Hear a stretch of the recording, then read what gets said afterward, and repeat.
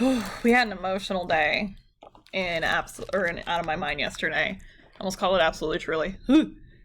Let's pick up on where we last left off with Melody at the airport. Chapter 29. When we get home, I ask my mother to put me into bed. I refuse to eat lunch.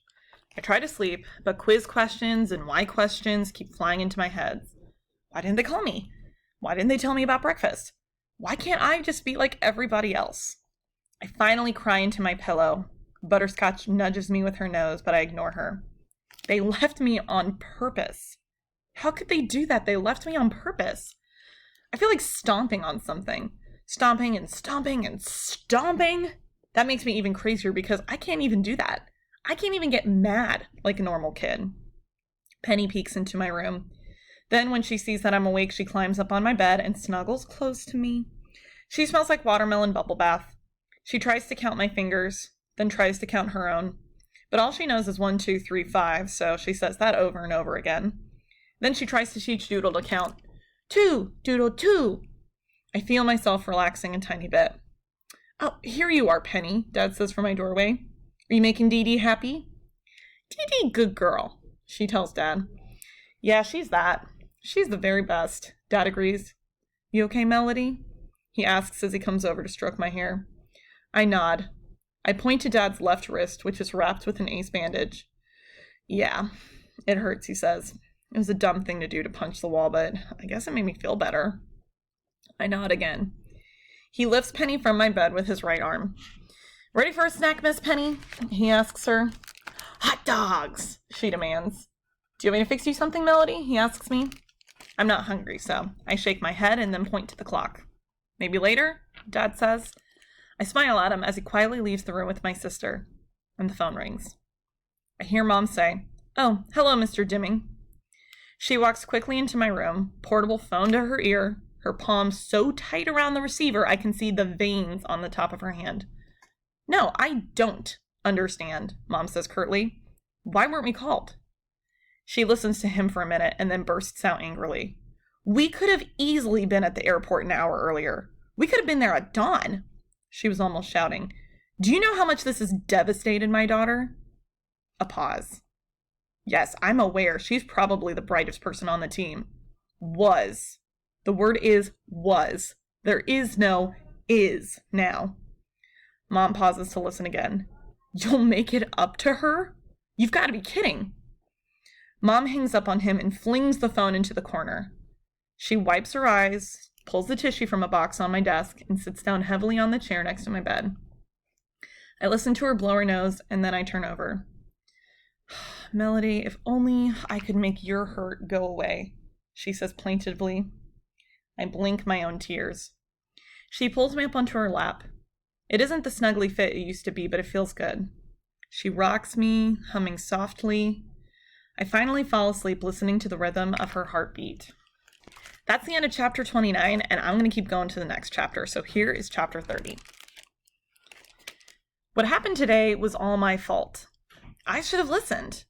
We should have all stayed home and spent the day together, but we didn't because of me. When I awoke this morning, it was raining. Thunder, lightning, wind, a constant soaking downpour that laughed at umbrellas and raincoats. The air itself was gray and heavy, thick with too much moisture. I can hear it pounding on my window. Dad came into my room and sat down on our old reading chair. He held his wrist carefully. Mom put his arm into a sling. Messy day out there, he said. I nodded. Your team got beaten one of the late rounds in D.C. last night, he told me. They got 9th place, just a little bitty trophy. But they weren't my team anymore. I tried to pretend like I didn't care. I blinked really hard and faced the wall. I wish I could fix this for you, Melody, Dad said quietly as he headed out of the room. And that made my tears fall, for real. At first, I didn't want to go to school. I'd been excused because I was supposed to be in Washington. And if I went in, I'd have to sit all day in room H5 with Willie and Maria and Freddie, and it just seemed pointless. But as I thought about it, I changed my mind. I felt the sorry for myself shift to mad again, and then the mad me decided that I was not going to sit at home like a kicked around puppy. I was going to show up and let everybody know that they didn't beat me. Mom leaned on my door just then and said, You want to stay home today? No one's going to blame you. I shook my head forcefully. No, no, no, and I kicked the covers off my feet. She sighed. Okay, but the weather is ugly. And I woke up with a migraine, plus Penny's sick and Butterscotch threw up on the carpet. I had to put her in the basement. She got me bathed and dressed and took me downstairs.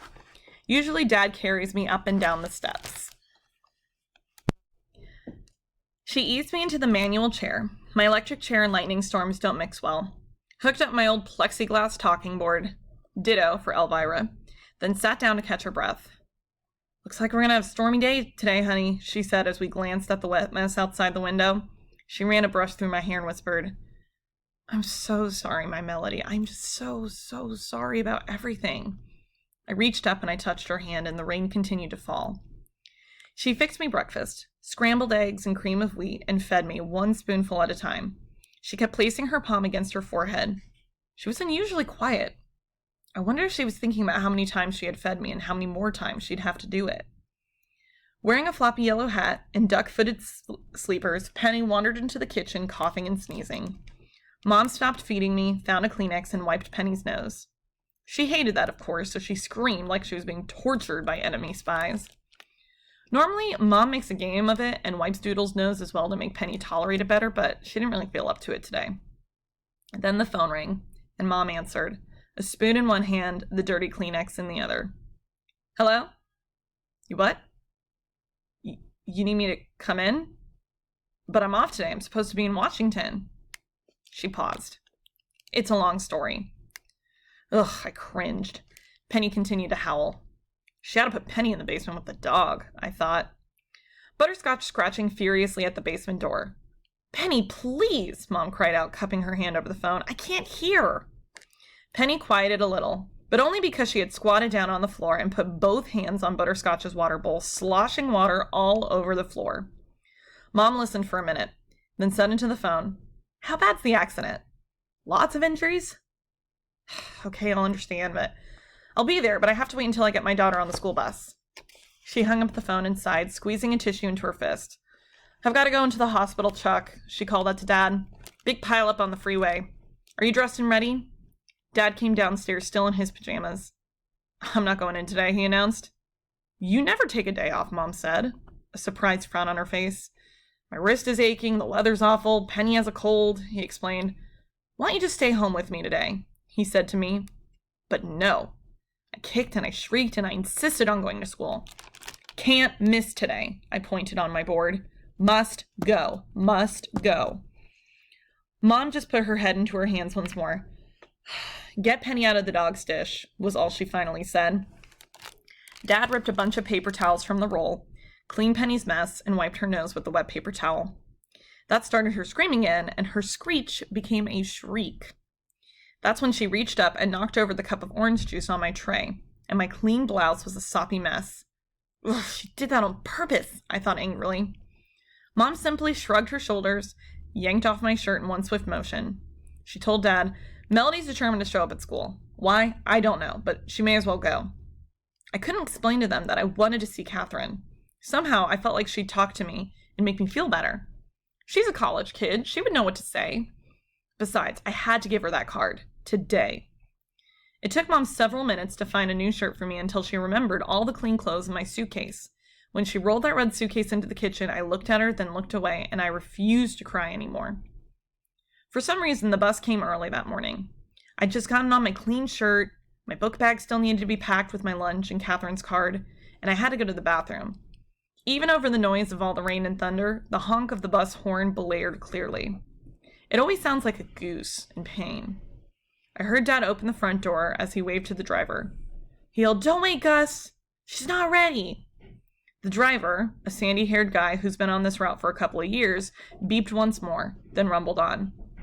Gus is really cool and often waits a few minutes as parents hustle to get their children out of their houses. It just takes us longer sometimes to get in together in the morning. "Melody, baby, why don't you just stay home with Dad and Penny today, please?" Mom asked as she lifted me off the toilet. It's just such an icky day.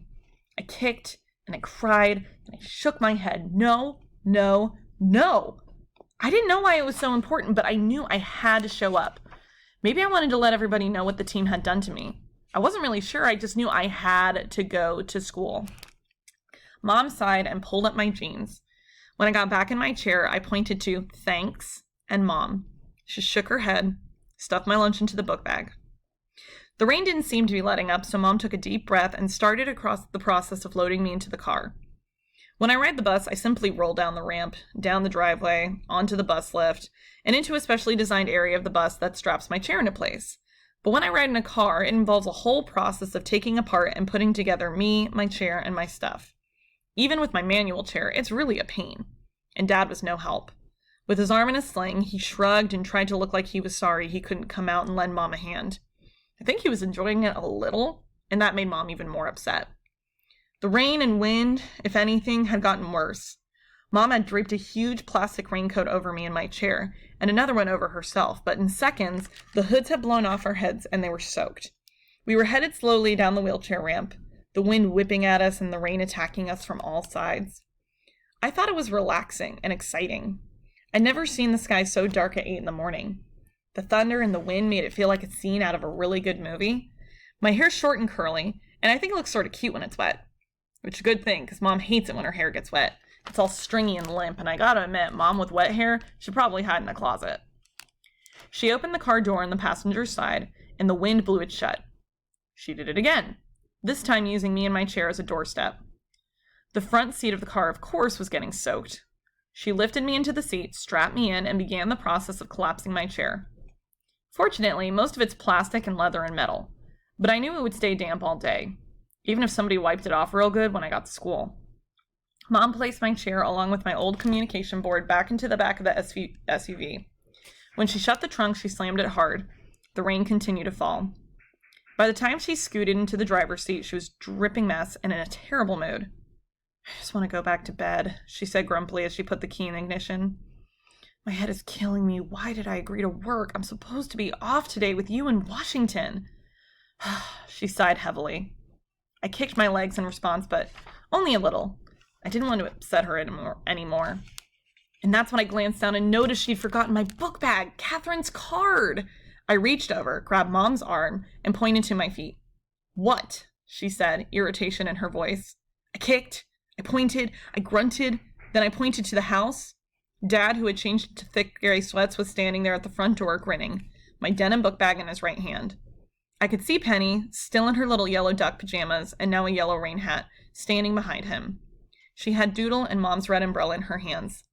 Lightning crackled, thunder followed, rain poured, and I watched Mom's hands tighten on the steering wheel. She made a noise that sounded like something that I would say, almost like a growl. "Urgh!" She flung open the car door, stomped back out into the storm, up the ramp, and then she snatched the book bag from Dad. She was sopping by the time she got back into the car. Dad waved his bandaged arm from the porch one last time, then turned and went back to the dryness of the house. I watched as the front door almost closed. That's when I saw a small bundle of yellow dragging a red umbrella dark out of the house. I only saw her for a second, but then I saw, and I screamed, and I kicked, and I flailed my arms. The windows were almost completely fogged up, and then they got even worse as I continued to act like I'd been possessed by demons. Mom looked at me as if I'd lost my mind and screamed, "Stop it! Are you crazy?" But I wouldn't. I couldn't. I banged on the car window. I pulled on Mom's shirt. I hit her in the head. I pinched her. At least I tried to. "I can't take it anymore, Melody," Mom screamed over the thunder. "I hate when you get like this. You've got to learn to control yourself. Quit!" She put her hand on the keys and tried to start the car. I screamed. I reached over. I tried to pull the keys from her. I scratched the back of Mom's hand. She smacked me on the leg. She has never raised a hand to me before. Never. I still didn't stop screaming and kicking. I had to tell her that Penny was out there. Never did I want words more. I was going out of my mind. "I'm taking you to school and I hope they keep you," Mom mumbled under her breath, and angrily she turned on the car. A rush of air started to clear the windows. The windshield wipers rocked at their fastest speed. I cried, sobbing tears. I grabbed at Mom's arms, but all she did was shake them away. I could tell she felt like hitting me, but she didn't. Her lips were tight. She looked at the rearview mirror. She put her car into reverse. I shrieked. I screeched. I yelled. The rain poured. Slowly, the big car rolled backwards, and I felt the soft thud. I became deadly silent. Mom turning her head slowly to the left, then she turned slowly to the right, almost as if in slow motion, as she saw Dad coming running out of the house with a look of stark alarm on his face. "Penny!" I heard him. "Where's Penny?" Mom rolled down the window on my side. Rain poured onto me, but I didn't care. "What do you mean? She's with you!" Mom's voice was low, but she sounded frantic and very scared. She got out of the car, she looked down, and she screamed for a very long time.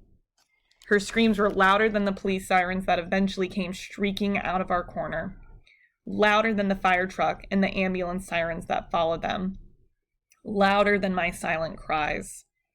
I sat there for what seemed like hours, basically forgotten, strapped in the front seat of the car as the rain poured into the window, and I ached with fear. Whew, I'm like tearing up right now. Oh my goodness. Oh, first the airport. Now Penny's gotten hit with the car. It's just tragedy after tragedy. Time to add a response and answer the comprehension question.